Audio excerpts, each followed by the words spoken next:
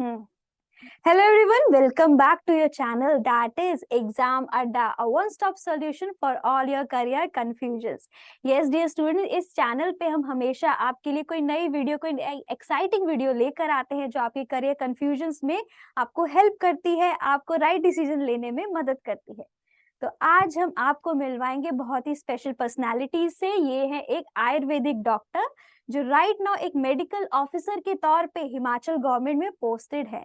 तो please welcome doctor Anamika Dhiman. Ma'am, welcome Thank to the you. Channel. Thank you. Thank you. Okay doctor Anamika, आप Ayurvedic doctor हैं, आपने BAMS का course किया है, राइट? तो मैम, हाँ। आयुर्वेदा में होता क्या है, हमारे व्यूअर्स को प्लीज आप बताएंगे शॉर्ट में। सो मैम, एक्चुअली आयुर्वेदा का मतलब ही दो वर्ड से बना है। यस। इसका मतलब है आयुर्वेद और वेद मीन्स लाइफ की साइंस।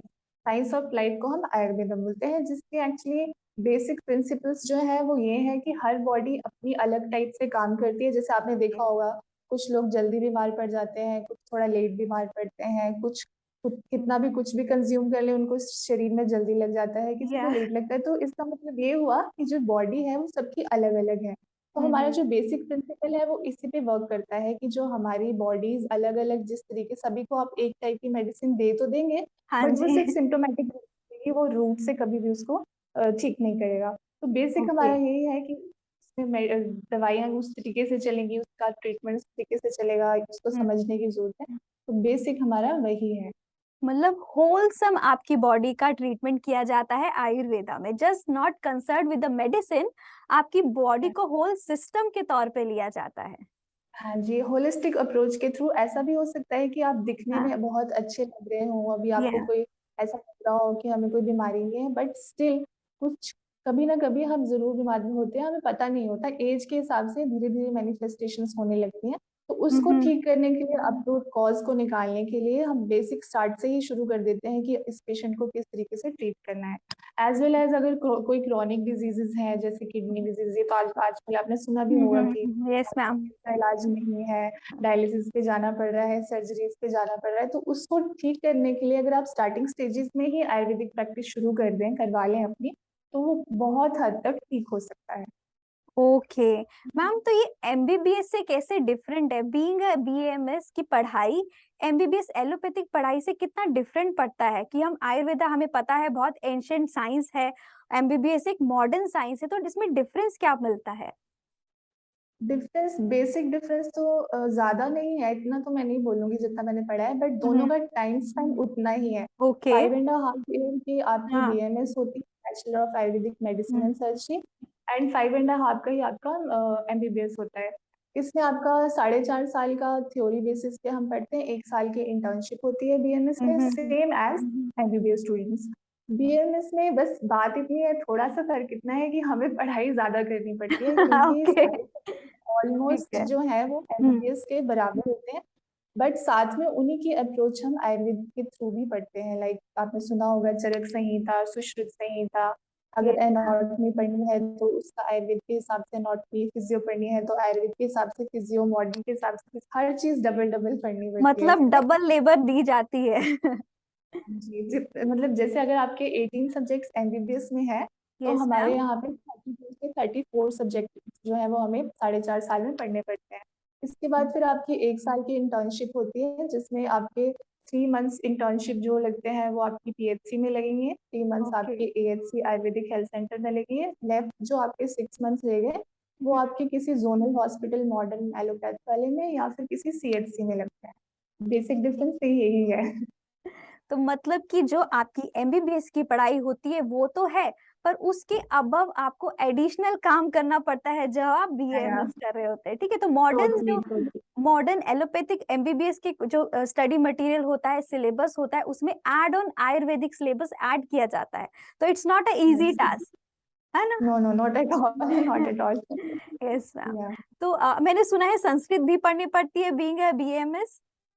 संस्कृत एक्चुअली ये है क्योंकि जो हमारे बेसिक प्रिंसिपल्स जहाँ से लिए गए हैं, जो हमारी टेक्स्ट हैं, वो मोस्टली जो है वो संस्कृत में है। तो ओके। संस्कृत का सब्जेक्ट सिर्फ आपका फर्स्ट ईयर में होता है, उसमें आपको हाँ। बेसिक, ताकि जो उसमें लिखा है उसको ट्रांसलेट किया जा सके, वो होता है। ओके। तो बेसिकली देखा जाए तो जो हमारे आयुर्वेद के सब्जेक्ट्स हैं वो हिंदी में ही होते हैं, लेकिन अच्छा। ताकि हमें संस्कृत थोड़ा बहुत समझ आ जाए उसके लिए फर्स्ट ईयर में हमारे को संस्कृत पढ़ाई जाती है। ऐसे टोटली नहीं होती वो, जस्ट फॉर फर्स्ट ईयर। बाकी हिंदी और इंग्लिश दोनों 3 लैंग्वेजेस में पढ़ाई है, okay, Sanskrit, Hindi and English. Just first year में संस्कृत रहेगा, बाकी कंफर्टेबल है for everyone. Very comfortable. Ma'am, जो हमारे व्यूअर्स है, जो हमारे स्टूडेंट्स है, जो इंटरेस्टेड है आयुर्वेदा में करियर चूज करने के लिए, तो वो किस तरह से एडमिशन ले सकते हैं एक आयुर्वेदिक कॉलेज में टू परस्यू BAMS? तो एडमिशन के लिए आजकल सभी को नीट क्लियर करना पड़ रहा है ओके, पहले। नीट। तो यस। नीट में जैसे आपने ऑप्शंस भरे होंगे, जब आपकी काउंसलिंग आएगी उस टाइम, जैसे अगर आपने MBBS का फर्स्ट ऑप्शन रखा है, अगर फिर आपने BMS का रखा है, तो जिस हिसाब से आपका मेरिट में नंबर होगा उस हिसाब से आपको कॉलेज मिलेगा। तो उसमें भी अलग अलग कॉलेजेस हैं, अलग अलग टाइप से, जहाँ जहाँ एडमिशन का प्रोसीजर है वैसे वैसे। तो नीट ही बेसिक जो है उसका ओके। एडमिशन के। और नीट की तैयारी के लिए आई होप आपने भी नीट का एग्जाम दिया होगा, तो कुछ कोचिंग ऐसे लेने की जरूरत पड़ती है या NCERT ही काफी रहती है? बेसिकली अगर आप सेल्फ स्टडी कर रहे हैं तो हम्म। एनसीईआरटी रिवीजन और एनसीईआरटी के बेस में जाना बहुत जरूरी है। लेकिन आजकल आपको पता ही है, कंपटीशन इतना बढ़ यस चुका है, मैम। इतना फ्रेंड्स बैठती है एग्जाम देने के लिए। तो आपको एक पुश देने के लिए, आपको गाइडलाइन देने के लिए ऑनलाइन या ऑफलाइन जो भी आप कोचिंग कर सकते हैं बहुत जरूरी है आजकल। मैम, पर्सनल क्वेश्चन है, क्या आपने कोई कोचिंग ट्राई किया था for getting into this course? Okay. जी, मैंने प्लस बाद 9 मंथ्स की कोचिंग ली थी, मैंने हेलिक्स में लिया था चंडीगढ़ में। बट उस टाइम पे क्या होता था, हाँ। ऑनलाइन और कोविड की वजह से ऑनलाइन और ये सब नहीं होता था, तो जाना पड़ता था, घर छोड़ के भी जाना पड़ता था आपको। बट आजकल तो जैसे आपका अन अकेडमी का है और यस मैम। ऑनलाइन है, आजकल रूरल एरिया में भी इतना ज़्यादा एक्सपोजर हो गया है, तो ऑनलाइन कोचिंग भी आप ले सकते हैं। मैंने ऑफलाइन कोचिंग ली थी अपने time पे।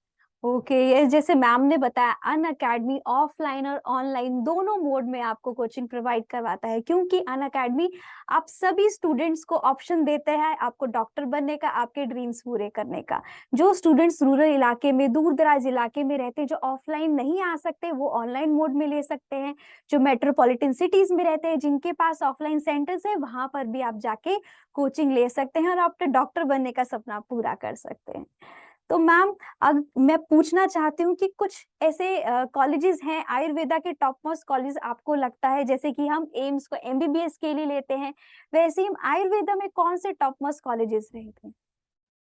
यस मैम, तो आजकल जो सबसे टॉप पे चल रहा है हमारा गवर्नमेंट कॉलेजेस में अगर देखा जाए, तो दिल्ली में एम्स के लेवल का, एम्स के ही नाम से लिया गया हाँ आयुर्वेदिक हाँ। Institute, all India Ayurvedic institute of Ayurveda है वहाँ पे। तो वो इस ओके। टाइम फर्स्ट नंबर पे चल रहा है। सेकंड में आपका NIA जयपुर आता है, hmm. National institute of Ayurveda.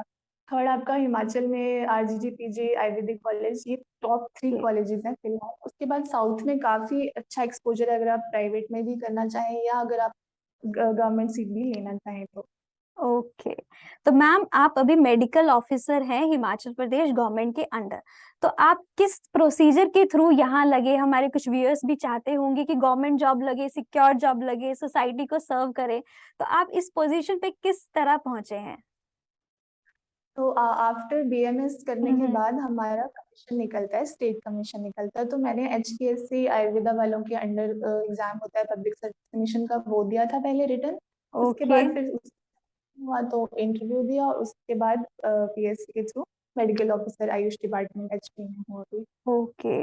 तो बीइंग अ मेडिकल डॉक्टर बनने के लिए, आपको गवर्नमेंट जॉब लेने के लिए, आपने पहले एक स्क्रीनिंग टेस्ट दिया, उसके बाद आपका इंटरव्यू हुआ, फिर फाइनली आपको एक मेडिकल ऑफिसर की जॉब मिली। Okay, that is Yes, the ma'am। Procedure to be a medical officer, right? Okay, और वो कौन सी? Actually yes ma'am. वो स्टेट के लिए है, HPSC जैसे हमारा हिमाचल यस। प्रदेश का है। हम्म। ऐसे ही आपका APSC भी चलता है ऑल इंडिया के लिए। उसकी जब मेडिकल ऑफिसर्स की पोस्ट निकलती हैं तो उसके हम्म। थ्रू भी आप वो एग्जाम दे के कर सकते हैं। थर्ड, आप जिस भी अपने स्टेट के हैं उसके हमेशा PSC के एग्जाम्स हम्म। निकलते रहते हैं। फोर्थ, आजकल आर्मी साइड में भी एक बहुत अच्छा ऑप्शन खोल दिया है आर्मी वालों ने। तो ओके। उसमें भी आप, अगर आप उन फोर्सेस को के थ्रू सर्व करना चाहते हैं तो वो उनके वहाँ पे भी एग्जाम निकलता है मेडिकल ऑफिसर का, आर्मी साइड में भी। तो ये 4 अच्छे ऑप्शन हैं अगर आप गवर्नमेंट थ्रू गवर्नमेंट सर्व करना चाहते हैं। और अगर इसके अलावा अगर आप अपनी प्राइवेट प्रैक्टिस करना चाहते हैं तो क्लिनिक आप रख सकते हैं, प्राइवेट हॉस्पिटल्स ज्वाइन कर सकते हैं। अगर आपका स्टडीज में बहुत अभी इंटरेस्ट है तो इसके बाद बीएमएस के बाद एमडी बीएमएस होते हैं। एमडी की भी 18 ब्रांचेज हैं हमारी। एमएस होती है 18 एमएस ईएनटी। ब्रांचेस एमडी की। हाँ जी, दैट उसमें इज एमएस आपका सर्जरी सर्जरी के लिए हो गया, एमएस ईएनटी हो गए, एमएस गायनी हो गए, जिनको हम हिंदी में प्रसूति शल्य शला के बोलते हैं। उसके बाद भी अगर आप और आगे स्टडीज फर्दर अपनी करना चाहते हैं तो पीएचडी होती है हमारी। वो भी हर स्ट्रीम में अलग अलग पीएचडी अलग अलग इंस्टीट्यूट होती हैं।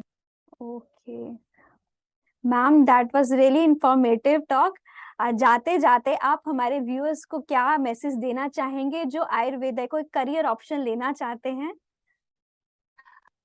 बेसिकली आजकल ये बहुत मिथ बना हुआ है कि आयुर्वेद में जाएंगे तो आगे हाँ हाँ। अनएम्प्लॉयमेंट रहेगी।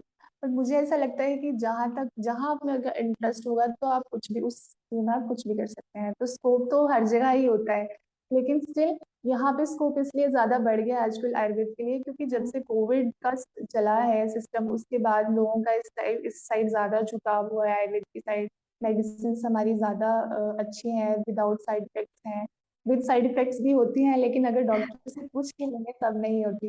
यस, और कोई भी सेकेंड, मेडिसिन बिना डॉक्टर की सलाह के तो लेनी ही नहीं चाहिए, बीइंग एलोपैथिक, आयुर्वेदिक, होम्योपैथिक, यूनानी, सिद्धा, कोई भी रहे। That is yes rule, ma'am, thumb rule, right? या यस यस। मैम। तो जो आजकल जड़ी बूटी घरेलू हाँ। नुस्खे बस वहीं तक सीमित रखा है आयुर्वेद को।